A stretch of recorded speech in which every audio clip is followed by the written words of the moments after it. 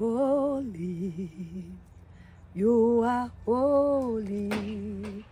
King of kings, Lord of lords, you are holy. Holy, you are holy.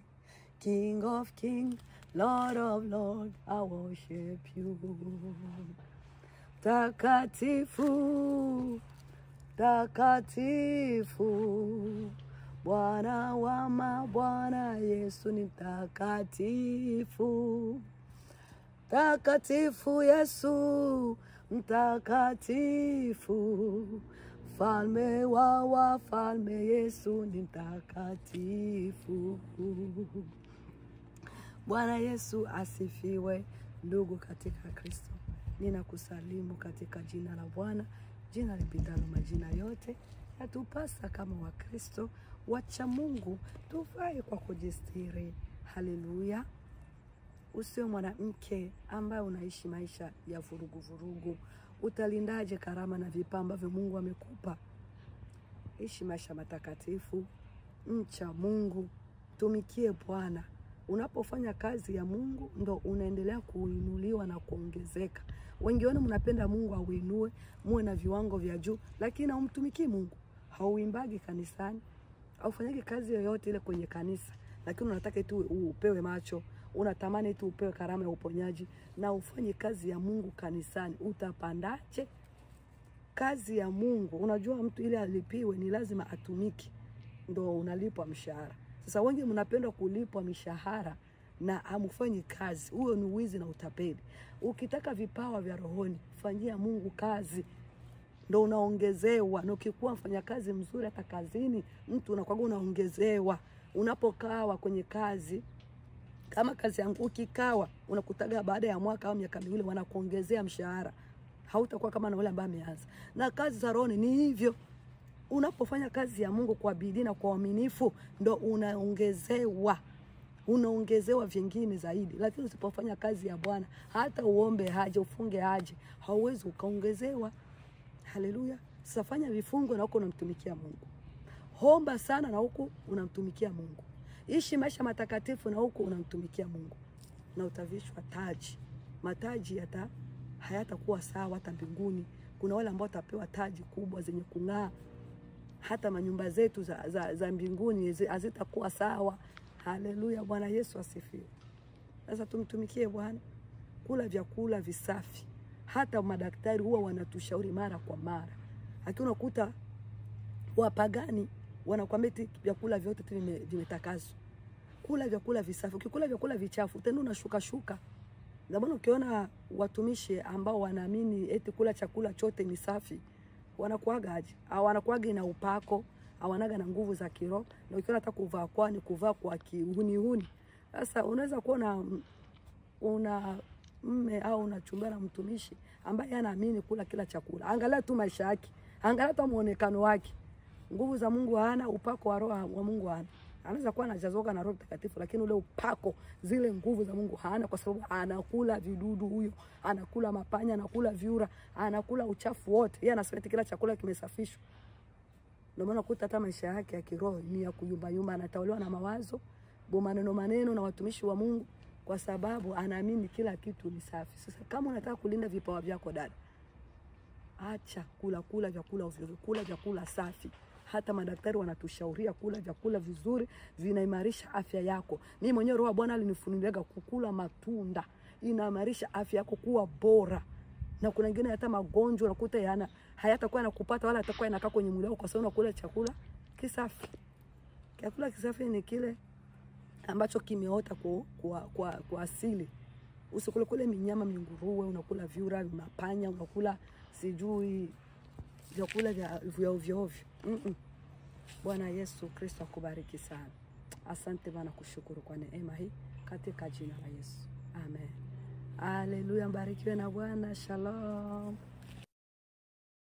Ni wewe wa kuabudiwa, ni wewe Yesu, ni wewe wa kuabudiwa, ni wewe. wa kupewa sifa na utukufu na heshima.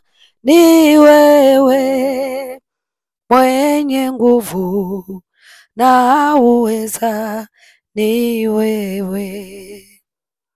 Ni wewe Baba, ni wewe wa kuabudiwa, ni wewe. Ni wewe wa kuabudiwa, ni wewe.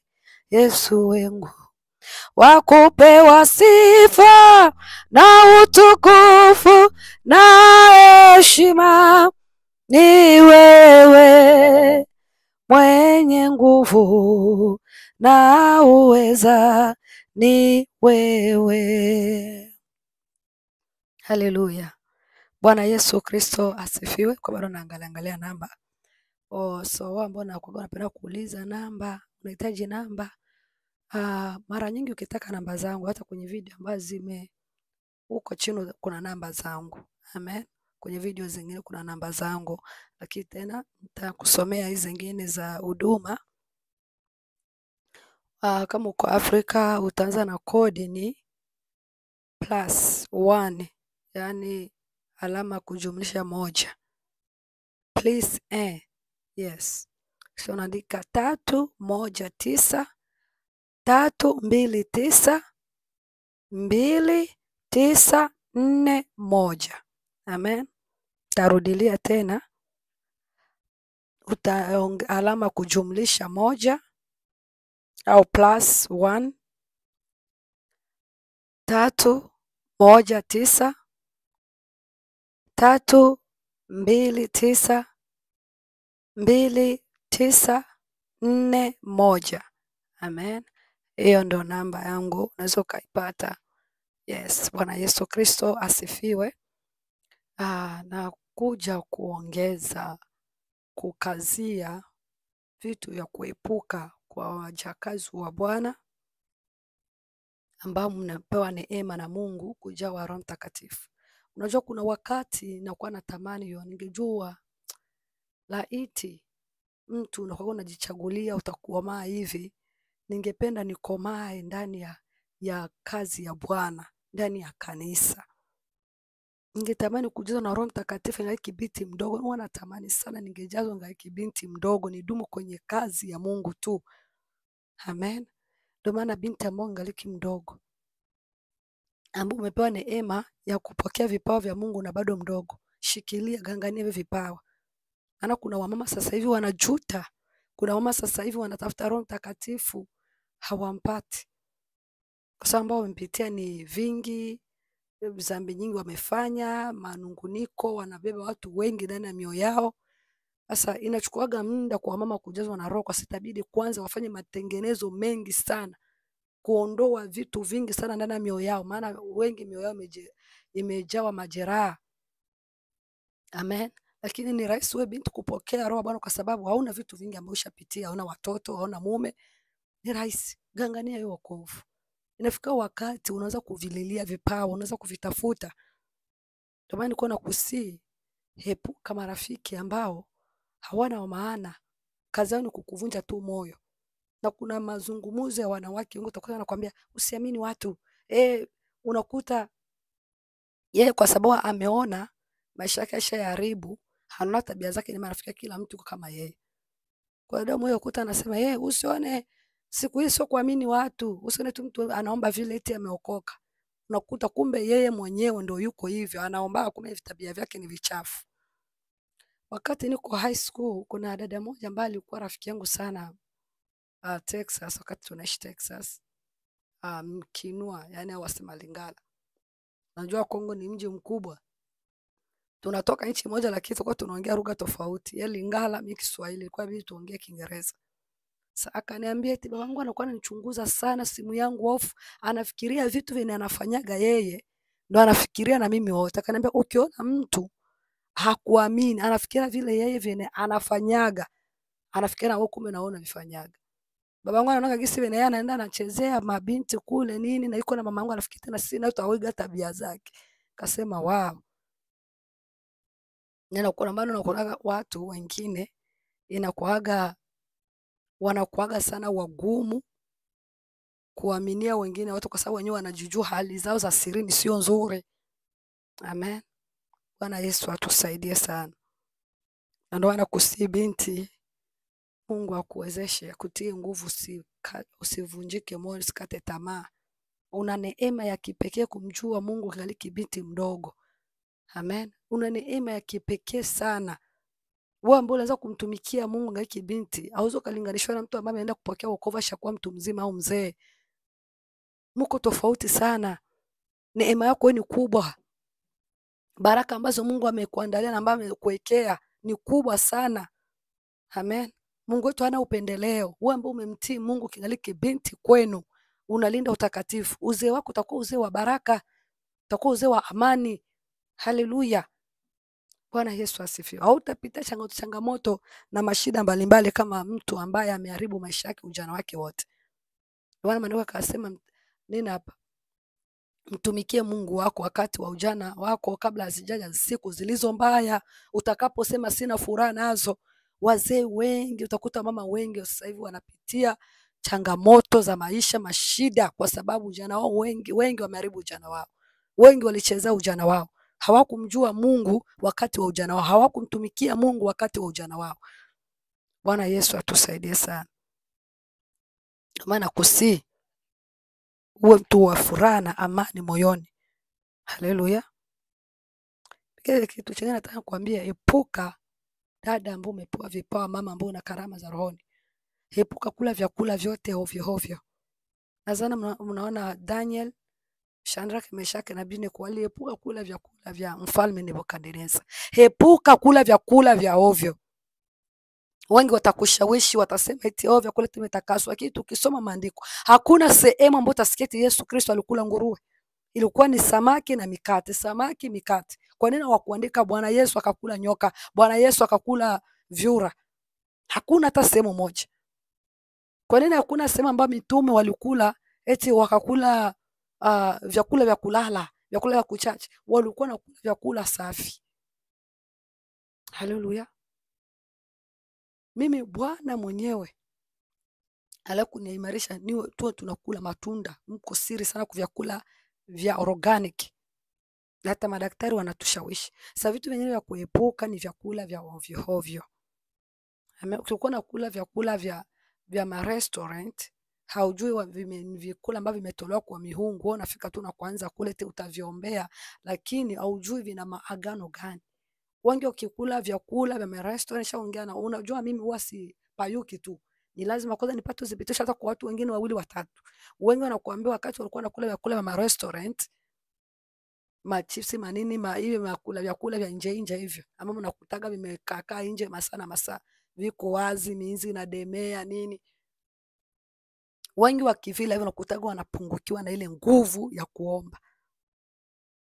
Na kuna mjakazi ananiambia alienda ameleta vyakula vya rasta yako vikula, amesikia mipungukiwa, ilibidi aombewe na mtumishi wa Mungu mwingine ndo akatapika. Ni wengi sana. Wengi wakipokea uamusho unakutaga roho wa Bwana anaanza kuwakataza wasikule vimoja vyakula. Amen. Bwana Yesu atusaidie. So mambo ya kuepuka, ndugu yangu, epuka mavyakula ya ovyo ovyo. Epuka kuna zimoja sehemu ambazo hazistahili. Amen. Epuka hivi makundi masherehe. Amen. Epuka masherehe sio kwa na maana, epuka sana. Haleluya. Epuka kuwa na ushirika na watu wasiotembea na Mungu vizuri, wasiokuwa na imani moja na wewe. Watakushusha, watakuponda. Na maana wengi wao wanarudi nyuma, unakuta wewe una imani tofauti nao. Wezako waamini ujazo wa Roho Mtakatifu. Bwana Yesu atusaidie. Epuka hata pia kusikiliza watumishi ambao wanahubiri injili ya kweli lakini bado wakezani wa mapambo, kanisa nzima limejaa mapambo. Na ni kitu ambacho kinafanyaga wanawake wengi kutokuendelea. Wewe una imani, unajua mapambo ni dhambi. Mingine Bwana ashakufunulia. Bwana anakuonya juu ya mapambo ni dhambi, masuruali ni dhambi. Lakini mhubiri ambao unamsikiliza au kanisa ambao unaingia kila siku ni ya mapambo, masuruali, makola, sangapi utaendelea? Ndio nasema unaweza ukaomba vingine vitu sana, lakini kuna vitu ambavyo Roho wa Bwana anataka kwanza ubadilishe. Badilisha mazingira, badilisha mtazamo wako. Haleluya. Sikia kwanza Mungu anasema nini. Bwana Yesu asifiwe. Unajua kuna kitu kimoja mama alikuwa anasema kwamba kuna dada moja ambaye aliolewaga, sasa alikuwa ni tasa. Akakaa kwenye ndoa miaka na miaka, baadaye akaanza kumtafuta Bwana. Mungu akasema, wewe dada ungaiki mdogo wewe. Ulikuwa unapiga watoto sana. Na ndio maana hauzai, inabidi ukusanye watoto wote waombe msamaha. Alipofanya hiyo hatua, baada ya mwezi mmoja akashika mimba. Haleluya. So kuna vitu vingine kwa sababu, kwa nini siendelee? Kwa nini sisongi mbele? Kwa nini roho manguko? Uliza Bwana kwanza, kaa chini utafakari, umuulize Bwana. Au badilishe kwanza makanisa yako, au kubadilisha kwa kusasikia wahubiri ambao wanahubiri injili nzuri kabisa, lakini unakuta wenyewe hawapendi kubadilika. Kuna clip moja nimeona kwenye Facebook hapa moja hapa kwetu Marekani. Akaanza kuonyesha mapambo, nikashukuru Mungu maana kanisa yake huyo baba imehoza na mapambo. Sasa nikaona kisa anaanza kuonya, nasema eti wanawake mapambo itawapeleka jehanamu, mawigi nikaona na ubiri na upako, na mimi nika comment, nilikuwa si comment tutaka sana, naona nimpenda mapambo. Nikashukuru Mungu kuona huyo baba kweli na anaonya mapambo leo. Kanisa yake inahoza na mapambo. Unakuta vitu vinakuwa na posti watu tutaki masuruali. Nikasikia sasa hiyo siku anahonya mavazi ya aibu, mapambo, anasema ni vitu vya mizimu. Nikashukuru Mungu. Kesho yake huyo anaposti mke wake makeup yamejaa vimapambo paka vimarasta vinashuka hadi huko. Nikashangaa. Yaani iko naenda kuonya wake wa wenzake waache mapambo, lakini wake hapendi ayaache. Unaona, unafika wahubiri wengi. Utaweza kuenda kumkosoa mtu na wewe mwenyewe na haujajikosoa kwanza. Ndio maana mimi siwezi nikafika hapa ni wafundishe wanawake hii ni dhambi na mimi hivyo vitu navifanya. Huu ni unafiki. Siwezi fanya hivi. Takuwa mpumbavu. Nakuwa sipatagi nguvu ya kwenda kuonya dhambi na kati mimi mwenyewe naishi katika dhambi. Sipatagi nguvu. Ndio kisi Roho wa Bwana alivyonifunga. Haleluya. Wewe unasema kwa nini mimi niko hivi? Kumbe ni baadhi hata wanawake wengine akikwazika unakuta nakosa amani, Roho wa Bwana anamuonya. Na mimi wote ni hivyo hivyo. Hata nikimkosea tu mume wangu. Silalagi mpaka nimuombe msamaha. Haleluya. Ndio roho inakuwa na amani. Haleluya. Hata nikakitu tu kadogo akikwazika tu ananungunika, basi nakosa raha. Roho wa Bwana hata nikubalia nilale nipate usingizi au niombe kwa amani tena furaha ninaomba. No. Paka nimuombe msamaha. Haleluya. Bwana Yesu atusaidie sana. Angalia wahubiri wengi kwa sababu imani uja kwa nini? Kwa kusikia. Hata tusome ile andiko. Unapokuwa unamsikiliza mtu mara kwa mara ambaye hakubeba imani moja na wewe, inakuwa ni shida kubwa sana. Haleluya. Ukisoma kitabu cha ni Warumi 10 na mstari wa 17, neno la Bwana linasema, basi imani chanzo chake ni kusikia, na kusikia huja kwa neno la Kristo. So yale ambayo nasikia kila siku, ukikuwa unasikia mhubiri ambaye haonyi makeup, haonyi nini vitu vingi, akukwambia mambo ya roho, karama za roho, unakutaga na wewe unaanza kwenda unapungukiwa. So tuwe makini. Haleluya. Na watu ambao tunashirikiana nao mara kwa mara. Bwana Yesu asifiwe sana. Haleluya. Na uwe mtu sana kukemea maovu. Unakutaga wengi watero na roho Bwana, lakini kuonya dhambi inawashinda. Kufanya hatua ya kungoa vimoja vitu ndani, unakuta ashaacha kuvaa mawigi lakini bado mawigi yamejipanga ndani ya nyumba yake, maviatu ya juu bado yamebaki ndani, vimafuta vya colorite bado viko ndani, makeup zake bado ziko ndani, na wewe tayari umeshaambia vitu ni dhambi. Bado mapicha wake when alikuwa anajipamba ndo bado anaweka kwenye maprofile. Bwana Yesu atusaidie sana. Haleluya. Penda sana kusoma neno, itakuongezea maarifa. Usipopenda neno hauwezi ukaendelea. Haleluya, hauwezi ukaendelea. Bwana Yesu atusaidie. Penda sana neno. Haleluya. Na usiwe muongo. Za mingine mimi natesa wanawake, uongo ni mwingi. So unapokuwa mtu anakuuliza hivi makona ujanja mwingi, unajifanya kama wewe ndio mwerevu, hauwezagi kufika mbali, hautaendelea. Mwanamke mwenzangu hawezi fika mbali na uongo. Ninakuhakikishia. Wajanja wote Mungu huwa anawashusha. Wajanja wote Bwana huwa anawashusha. Wenye kujiinua wote, wenye viburi Bwana huwa anawashusha. Wenye kujiona ni bora kuliko wengine, Roho wa Bwana huwa anawashusha. Hawafikagi mbali. Watakuja moto wanazima. Haleluya. So kazi ya Bwana lazima uende nayo kwa hekima, kwa utaratibu, kwa kusikia sauti ya Mungu kwa makini. Amen. Bwana Yesu atusaidie. Na kingine kitu cha epuka kunyanyema vyumba maombi ambao Roho wa Bwana acha kuongoza uingie humo. Vyumba maombi siku hizi vingi vimehoza. Wengi mnakuta una ile saa ya kucheza, unacheza lemba, kayamba, kisirimba, unakuja kushikwa, hautajua umebanwa na nani. Kumbe wanakuja kukuwekea vitu mwilini. Sasa unafurikwa, wanakuja kukubana, wanakufinya, kumbe wako wanakufunga. Bwana Yesu atusaidie. Mavimba maombi wengi, kuna mama mmoja aliniambia yeye alifanyaga tu, alikuwa muombaji mzuri, lakini yeye kwenda tu mchumba cha maombi kinaliendaga, kurudi na hamu ya kuomba ikamtoka, mpaka hivi amezeeka, ashakuwa na wajukuu na wanaanza zaa. So ni mtu mzima, hakazima kabisa hadi leo. Anaga kiu ya kuomba, anaga kiu ya ibada, kwenda kanisani mpaka asukumwe. Kwa aliwahi kwenda kuingililia kwenye chumba cha maombi, wakamzima, uko na hamu ya ibada ikatoka. Sasa angefanya hatua basi atafute waombaji wengine watumishi wenye nguvu za Mungu amuombe ili afunguliwe, lakini hakufanya hiyo hatua. Bwana Yesu atusaidie. So wengi mnazimishwa huko kwenye makanisa, kwenye mavyo maombi, lazima uepuke, usubirie Bwana mwenyewe akuongoze. Amen. Naja upesi, shika sana ulicho nacho, asije mtu akaitwaa taji yako. Ufunuo 3:11. Bwana anakuja wepesi. Haleluya. Shika sana ulicho nacho. Amen. Gharama ya hata kuandika nyaraka, shika sana. Ya uimbaji, uko mwimbaji mzuri, kiongoza sifa na maabudu, watu wanabarikiwa, watu wanajazwa. Gangania hiyo nafasi, usidharau, wala usiwaje kujiona wewe una sauti nzuri kuzidi watu ndo. Haleluya. Bwana Yesu atusaidie. Mwenye haki uchukia kusema uongo. Mezali hiyo inakuambia hivyo, 13:5. Haleluya. Mwenye haki uchukia kusema uongo, bali mtu mbaya huwa haraka kupatwa na aibu. Bwana Yesu atusaidie. Mstari wake wa 20 unasoma hiyo Mezali.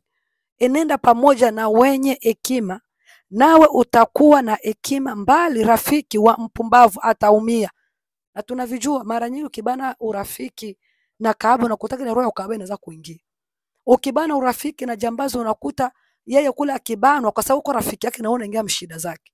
Wako vijana wengi hapa Marekani ambao walijikuta tayari nao wamefungwa kwa sababu ya makosa ya marafiki zao. Unajua wa Marekani watu weusi wa hapa, wakorofi, wagomvi kweli. Ukifanya urafiki nao, unakuta unaenda kuua mtu huko kwa sana wewe unakuaga pamoja nao, wewe nao na bano unapelekwa jela. Vijana wengi hapa wa Kiafrika yani walijiunga nao marafiki wa Marekani weusi, wengi wamefungwa na hawakuhusika kwa mauaji yoyote. Rafiki wa mpumbavu utaumia. Ukikuwa na rafiki mpumbavu ni ambaye hajaokoka, mkorofi, unasema tutambadilisha. Watu wengine hawezi weza kuwabadilisha, cha maana ni kuwaombea, unawashauri, lakini usiwe eti Bennett kila sehemu. Wakikuwa kwenye maklabu huko nao, wakikuwa vijueni huko nao, wakikuwa sijui masokoni huko nao, eti unafanya nao biashara, utaumia. Amen. Fanya urafiki na watu ambao unajua wanatembea vizuri na Mungu. Epuka kuwa na warafiki wa vuguvugu. Ndio wengine huwa wanashushana sana. Anaona wewe ushainuka, atapenda na wewe ushuke kama yeye. Haleluya. Ni lazima uepuke. Bwana Yesu atusaidie. Mavanela mengi mnakuwa mnatengenezwa pombe, wengi mnakula chocolate, ice cream, nini nyingine, makeki nyingi zinakuwaga hemo pombe. Wewe mwenyewe uangalie tu. Keki inatengenezwa na watakuonesha mko nusu ya pombe. Na kwa nini Mungu anakataa vyakula vya ma restaurant ambavyo wao watumishi wavuguvugu ambao wanakuambia eti kula tu kila chakula? Ukitazama mabafe nyingi, mavyakula nyingi, inakuwaga unaweka kapombe kidogo. Mwenyewe fanya research yako. Makula nyingi za hapa Marekani ambavyo vinapikwa kwenye ma restaurant, huwa wanaweka na pombe, na maana Mungu anavikataa. Na vingine vinakuwa vishakaa fridge karibia kitu cha miaka, kuna kwa mita expire 2026 2027, chakula kinakaa freezer miaka 2-3, ndio wewe unakuja kupikiwa na kula. Kinakuwa kishapoteza asili ya chakula, na maana Mungu anavikataa. Amena. Bwana Yesu atusaidie. Hata hivi samvu ambao unakuta vimekaa mfreezer miaka na miaka, Bwana anavikataa kwa sababu vimeshapoteza uasilia wake. Amen. So hivi vitu wachanga rohoni ambao hata usome neno vinaingia vinatoka, anasoma tu laki andiko moja vyakula vimetakaswa au maandiko mawili na anagangania hapo, lakini anasahau Bwana Yesu hakuwahi kula vyakula vichafu. Alikuwa anakula samaki, nikikuwa chakula chake.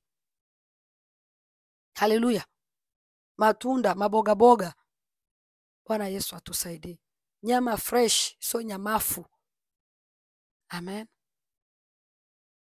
Mungu aendelee kutusaidia. Bwana aendelee kutusaidia. Tukae kwenye mstari, tusijichanganye. Haleluya. Tusijichanganye na anasa za dunia hii. Wakati ungali kitu unapokea kipawa cha Roho Mtakatifu, epuka kabisa vitu ambavyo kuangalia masana masoko kwenye TV, vitu ambavyo stahili. Uwe na muda mwingi wa kutaka kufundishwa. Angalia ukweli chache pale unafundisha mafundisho ya kweli ya kukujenga. Haleluya.